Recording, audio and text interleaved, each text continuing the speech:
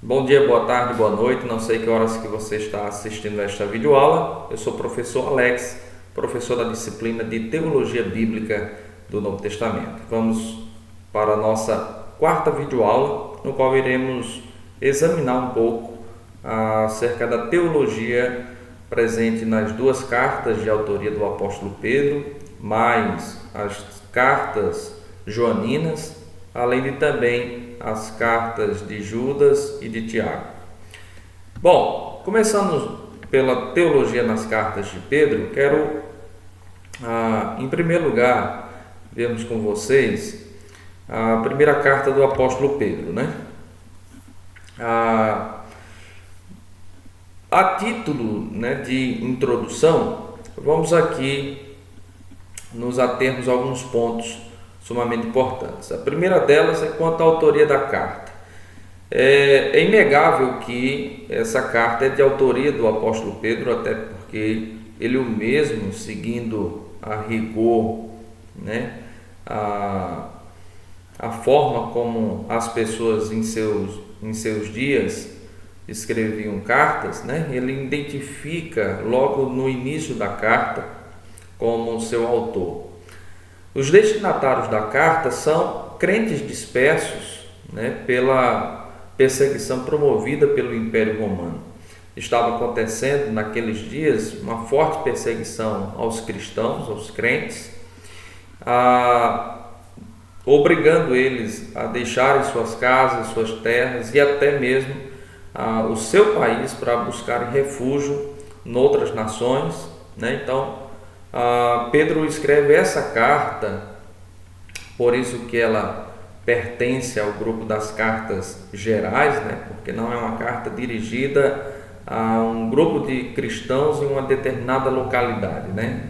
Exemplo, é diferente das cartas de Paulo, por exemplo, de Efésios, né? Onde Paulo ali escreve para os crentes que estão em Éfeso. Aqui, por outro lado, não.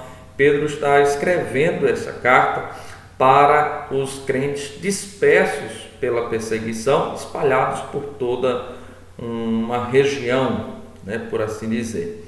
O tema predominante que encontramos nessa carta é o sofrimento do crente. Isso é claramente perceptível ao longo dos capítulos, né, dessa carta. Do capítulo 1 a 5, esse é um tema corrente ali que frequentemente Pedro está abordando ou tratando, né? O propósito da carta, nesse sentido, era exortar aos crentes ao testemunho e à perseverança, uma vez que eles estavam sendo perseguidos, né? estavam sendo privados dos seus bens, expulsos dos seus países, né? Naquele contexto, aqueles crentes estavam carecendo de uma exortação, né, ao testemunho, que permanecessem cristãos, não abrissem mão da cruz, né, do sofrimento em nome do Senhor e perseverassem mesmo sob fortes perseguições da parte do Império Romano, né? Então é uma carta que exorta, que perseverem, né, que permaneçam firmes, né, que não cedam às pressões. A característica da carta é que ela é uma carta essencialmente prática, né? É uma carta essencialmente prática, no qual Pedro está ali sempre trazendo instruções àqueles crentes, né? Instruindo no tocante à relação deles uns com os outros, com a palavra de Deus, com as autoridades superiores, no contexto familiar, entre outros, né? Na sua relação com seus líderes e por aí diante. Então é uma carta essencialmente prática, em vez de uma carta de forte teor teológico, como a carta aos Romanos, né? De autoria do apóstolo Paulo. O tema do sofrimento, né? O que é que tanto Pedro escreveu a respeito disso? A começar que eles estavam, aqueles crentes para quem Pedro escreve, estavam sofrendo múltiplas provações. Eles não estavam apenas passando por um sofrimento físico, né? mas também emocional, né? O sofrimento que eles estavam sujeitos não era de uma única espécie, por assim dizer. Não, eles estavam sofrendo, quer física, quer emocionalmente. A semelhança de como o sofrimento na vida humana, ela em geral não é um sofrimento restrito apenas a um tipo, né? Exemplo, eu e você, enquanto cristãos, podemos não estar sofrendo fisicamente, sendo torturados, perseguidos por causa da nossa fé. Isso não quer dizer que nós estejamos livres do sofrimento. Não, nós sofremos de outras formas, né? Emocional, psicologicamente falando também. Então, aqueles crentes estavam sofrendo de diferentes maneiras. Estavam sendo, nas palavras de Pedro, submetidos à prova, né? A prova de fogo, né? Estavam sendo testados e provados.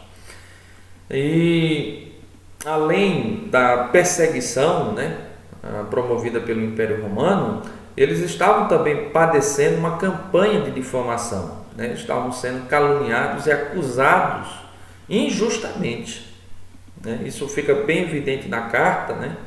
Que eles estavam sofrendo uma espécie de difamação, estavam sendo acusados por crimes ou por atitudes que, na verdade, eles não tinham culpa nenhuma. A perseguição aos cristãos é evidente na carta que estava crescendo, né? Mas, não obstante, eles não deveriam ficar surpresos com o sofrimento. São palavras do apóstolo Pedro, né? Mas estar preparados a sofrer por causa da justiça, né? E serem participantes do sofrimento de Cristo, né? Eles estavam sofrendo a semelhança de como o Senhor também sofreu por eles. Eles agora estavam sofrendo por causa do nome de Jesus. Desta maneira, Pedro os vê como coparticipantes do sofrimento de Cristo, né? De que nós devemos nos lembrar que para os apóstolos, sofrer por causa de Jesus, sofrer por causa do Evangelho, era sinônimo de privilégio, né?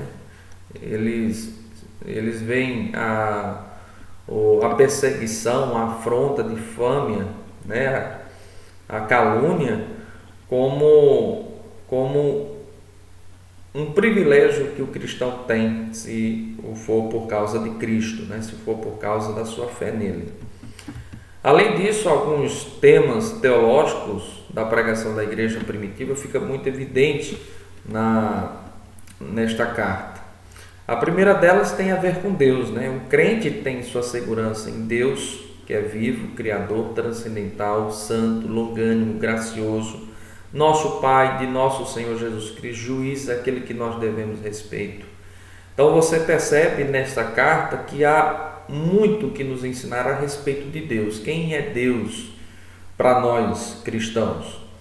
Além disso, nós encontramos ensinamentos morais, como as referências à purificação da mente, a invocação de Deus, as boas obras, a retribuição do mal com o bem, o prestar contas a Deus, a abstinência de toda ansiedade, nossa relação com as autoridades, são alguns temas éticos e morais desenvolvidos por Pedro, né, nessa carta.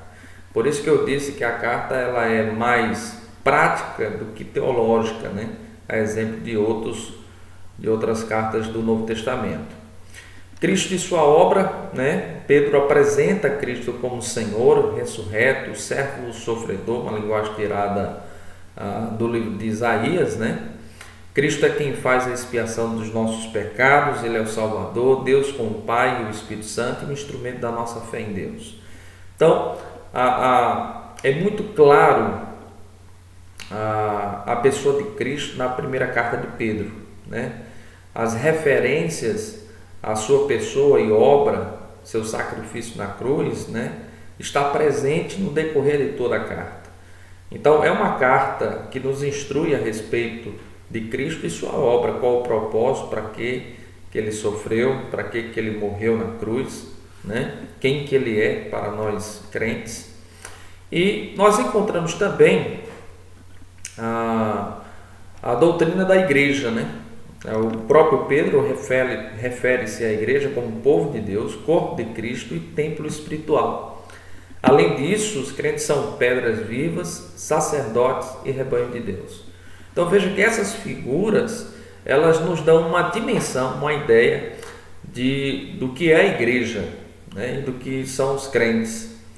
A igreja é o povo de Deus, o que fala de um relacionamento especial, né? Cultivam um relacionamento especial com Deus. Corpo de Cristo, de que essa igreja ela está unida ao Cristo ressurreto, ao Cristo crucificado e ressurreto, que está à destra de Deus. É templo espiritual no sentido de que é a habitação do Deus vivo, né? Pelo seu Espírito. Quando se refere aos crentes como sacerdotes, o que Pedro quer nos dizer é que nós temos responsabilidades dentre elas de interceder pelo mundo, de cumprirmos com nossas obrigações e deveres para com Deus, como rebanho de Deus, como aqueles que estão sob os seus cuidados, né? Essas são algumas verdades por trás dessas figuras, né, que ele usa na sua primeira carta em relação à igreja. E esperança e vida eterna, né? São dois outros temas mais escatológicos, né? A sua volta está próxima, quando virá em glória, trazendo galardões para entregar aqueles que perseveraram até o fim, apesar das lutas, né? Então é uma palavra de esperança, né? Diante da situação que aqueles crentes estavam passando, Pedro se vê na responsabilidade enquanto pastor, né, de instruí-los, né, de trazer esperança àqueles crentes, de renová-los espiritualmente, recordando que o Senhor Jesus Cristo breve virá, quando então nos recompensará por termos sido fiéis a Ele. Bom, vamos agora examinar a segunda carta de Pedro, né? Vamos fazer um comparativo entre as duas cartas. A começar quanto ao problema, né? Na primeira carta, os crentes estavam enfrentando um problema externo, a saber, as perseguições, né?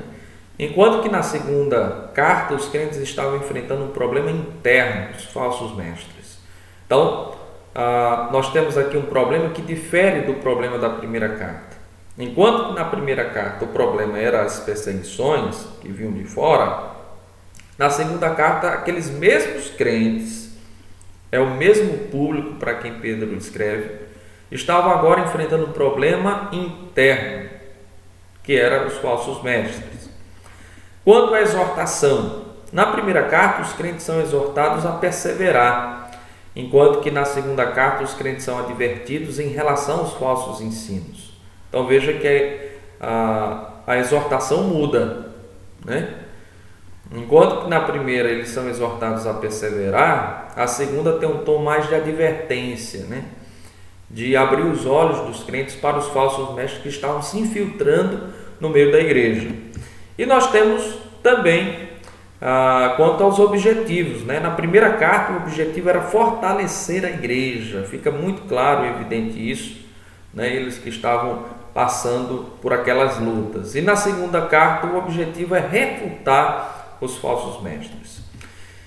Dito isso, vamos aqui a alguns temas da segunda carta. Começar pela revelação bíblica, né? A igreja não está edificada sobre fábulas engenhosamente inventadas, como presumiam os falsos mestres, mas sim através de testemunhas oculares que tudo transmitiram pela inspiração do Espírito Santo para servir de base ao povo de Deus. Então nós temos ali muita instrução, ensinamento concernente à revelação bíblica, né? Concernente ao pilar da fé cristã, né? Um dos pilares fundamentais que tem a ver com as Escrituras, né?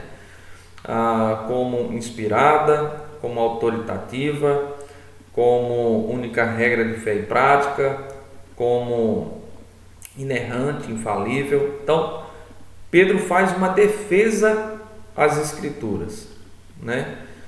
Em comparação às acusações feitas pelos falsos mestres. Em segundo lugar, nós temos o tema do juízo, né, do dia do juízo. Pedro mostra nessa carta, especialmente no capítulo 2, que os falsos mestres não ficarão impunes no dia do juízo de Deus, quando o Senhor exercerá o seu julgamento sobre os homens e fará justiça punindo esses falsos mestres, como também os ímpios, né? Então, o capítulo 2 especialmente é dedicado a chamar a atenção para o fato que os falsos mestres não ficarão impunes, mas receberão a devida recompensa pelos seus erros.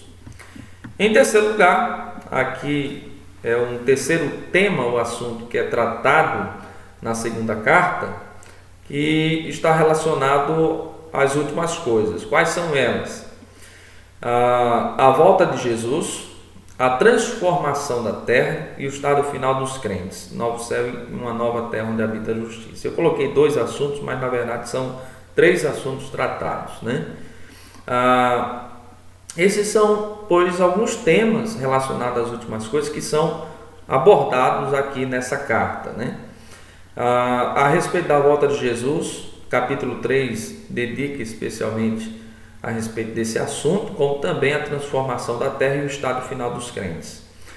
É muito importante aqui chamar a sua atenção para algumas coisas. A respeito da transformação da terra, né, porque há muitos que presumem, né, que a terra será destruída, né, e nós iremos para um outro lugar, e aqui boa parte do evangelicalismo, né, brasileiro, influenciado fortemente pelos teólogos ou igreja norte-americana, né, cultivam a crença de que o crente, que o estado final do crente é o céu, né? Isso é um equívoco muito grande. Por que razão? Porque até então a Bíblia fala do céu como um estado, como para onde o crente vai após a morte, ou no estado intermediário entre a morte e a ressurreição. Então é o lugar para onde vai as almas dos crentes, né, depois da morte, e ali permanece até o dia da ressurreição. Mas a Bíblia não diz que no dia da ressurreição, depois que forem revestidos de um novo corpo, eles voltarão para o céu. Não, a Bíblia diz que o estado final dos crentes é o novo céus e nova terra onde habita a justiça. Essa nova terra não é uma terra diferente desta, né, como se essa fosse destruída e Deus fosse recriar um mundo, um novo mundo. Não. O que a Bíblia ensina é que essa terra ela será purificada, mas será lugar permanente do povo de Deus em seu estado final, né? Deus vai recriar, refazer, purificar essa terra das maldições impostas por causa do pecado. Então, aqui nós encontramos muito o que aprendemos a respeito desse tema. Então, deixando bem claro, a terra não é destruída. Nós não temos referência alguma, quer no Antigo ou Novo Testamento, de que a terra será destruída, né? Mas que Deus a deu para o seu povo, né? Embora que no presente momento essa terra está amaldiçoada, está maculada pelo pecado, mas chegará o dia quando, na volta de nosso Senhor, essa terra será purificada como pelo fogo, e então será o estado final dos crentes com seus corpos glorificados. Bom, tendo em vista que os crentes têm essa esperança, devem eles no presente estarem empenhados por serem achados em paz, sem mácula e irrepreensíveis. Então, quem acha que escatologia seja uma matéria essencialmente teórica, se engana. Escatologia é uma verdade essencialmente prática. Aqueles que têm essa esperança devem procurar viver em santidade, abster-se do pecado, viver em obediência à palavra de Deus. Dito isso, vamos aqui à teologia nas cartas joaninas.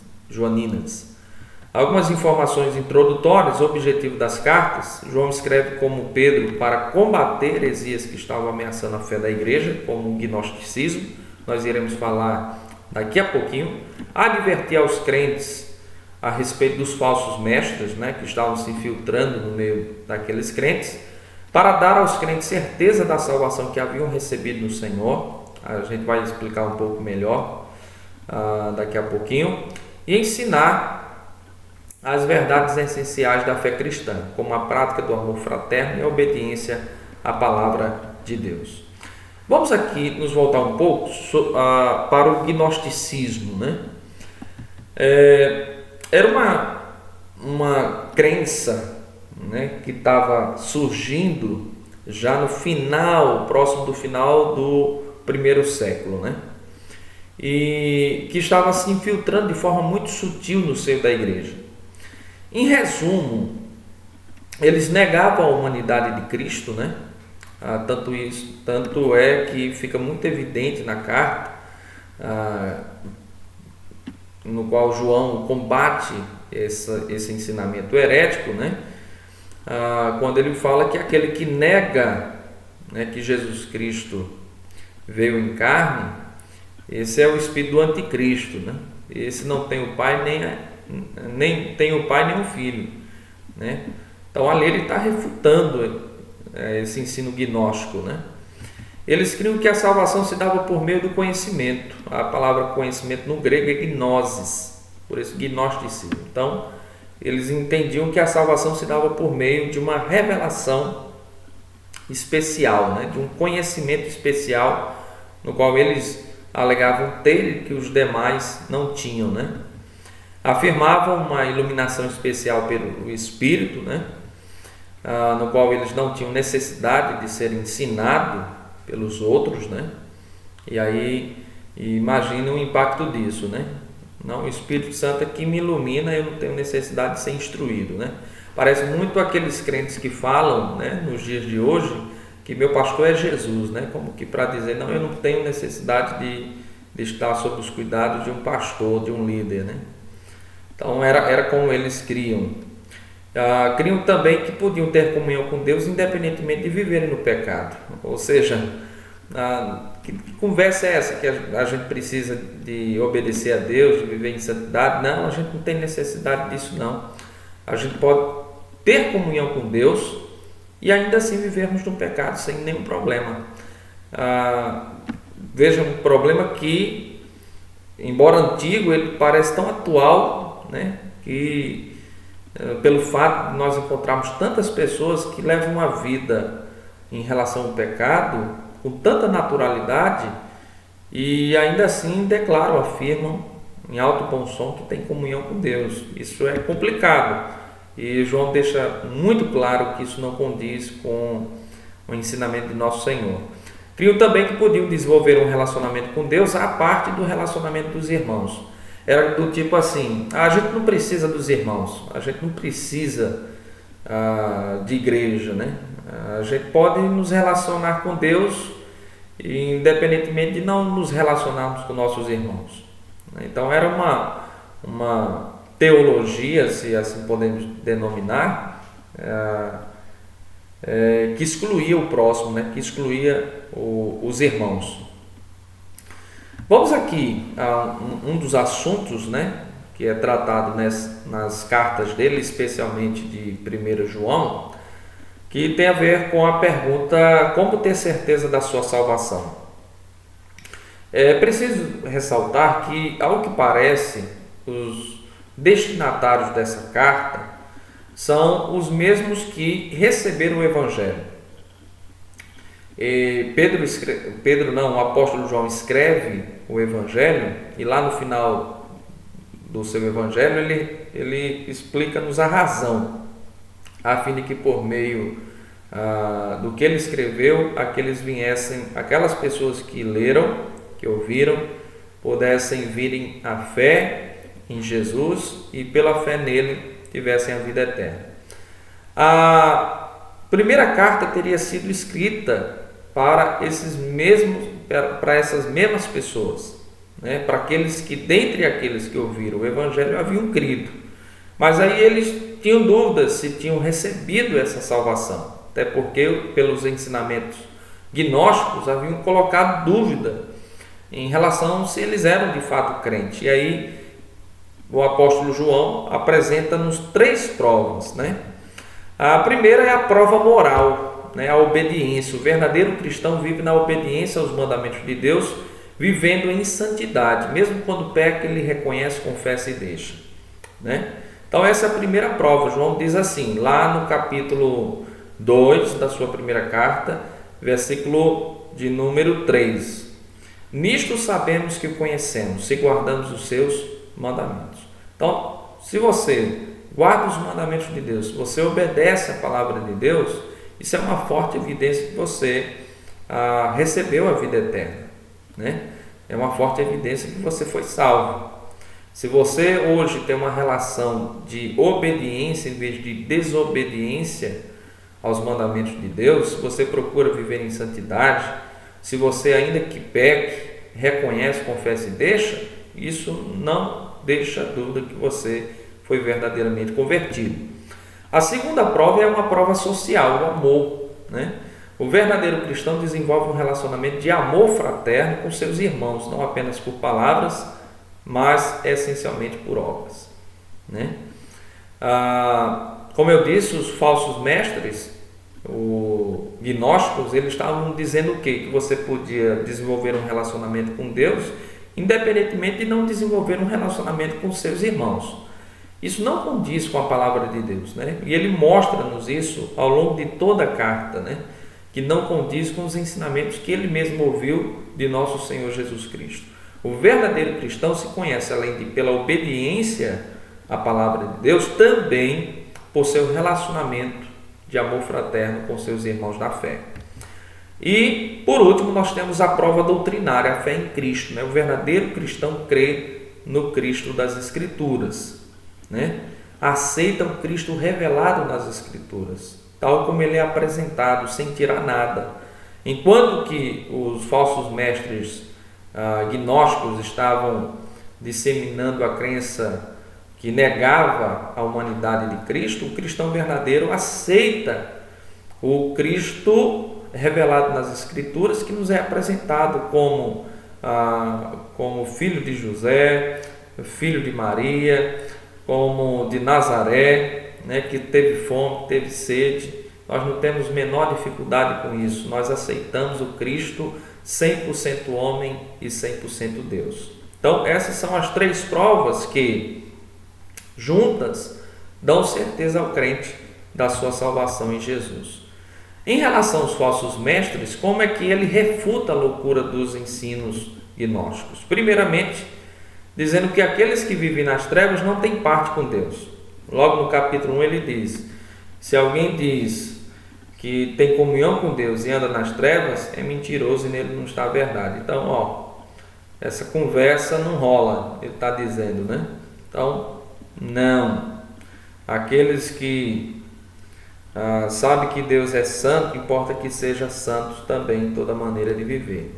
Aqueles que não reconhecem e confessam seus pecados ficam privados do perdão e da purificação oferecidos por Deus através de Jesus.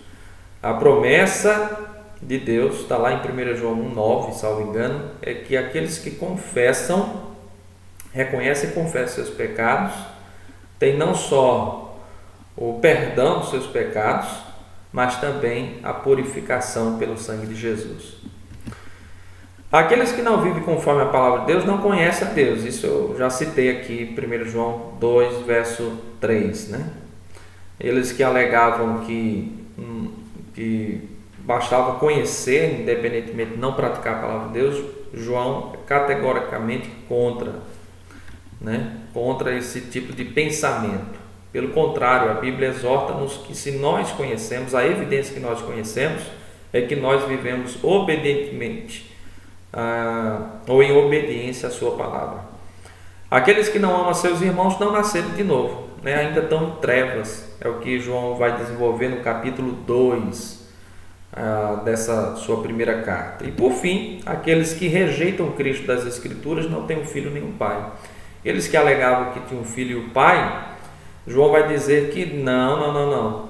Se vocês negam a humanidade de Cristo, isso é uma forte evidência que nem o Filho nem o Pai vocês têm, né? Então, vamos aqui à teologia da carta de Tiago, algumas informações introdutórias, né? Começar, ele é o autor da carta, é Tiago, não um dos apóstolos, né? Mencionado pelo menos 2 Tiagos dentre os apóstolos, mas nenhum deles é o autor dessa carta. Na verdade, o Tiago aqui é o meio-irmão de Jesus, né? Que teria se convertido depois da ressurreição, e de que Paulo vai mencionar em 1 Coríntios 15, que Jesus teria aparecido para ele, né? Vocês devem lembrar que nos evangelhos nos diz que nem os próprios irmãos de Jesus criam nele, né? E na relação dos irmãos de Jesus está lá o nome de Tiago. Então, aquele Tiago que não crê em Cristo, né? Que ele era o Salvador, após a ressurreição dele e após Cristo aparecer para ele, ele se dá conta, se converte e torna-se um grande líder na igreja primitiva, sendo mencionado em Atos capítulo 15. O propósito da carta, prático e pouco teológico, né? Há pouco de teologia, né? É mais uma carta que instrui, que orienta, né? Em relação a como aqueles cristãos devem viver. Os destinatários da carta são crentes espalhados por uma região, por isso que está entre as cartas gerais. E o objetivo da carta, instruí-los acerca da tentação, prática da palavra de Deus, do cuidado de não fazer acepção de pessoas, de uma fé acompanhada de obras, do cuidado com a língua e da presunção, entre outros. Então, tudo isso revela-nos o quê? Uma carta essencialmente prática do que teológica. Curiosidade, muitas referências ao Sermão do Monte, né? Muitas citações das palavras de Cristo pregadas no Sermão do Monte, que estão registradas no Evangelho de Mateus, capítulo 5 a 7. Bom, alguns assuntos que são tratados nessa carta: o retorno iminente do nosso Senhor, né? A volta de Jesus, segundo Tiago, é uma esperança viva para o crente. Ele se refere a Jesus como o juiz que está à porta, e naquele dia os crentes receberão a coroa da vida, da salvação, da alma da morte e a herança do reino de Deus. Então aqui ele alimenta os crentes com a esperança na volta de Jesus. Quanto à natureza da estrutura da igreja, né, é notável o fato dele usar o termo judaico sinagoga para designar o ajuntamento cristão, né?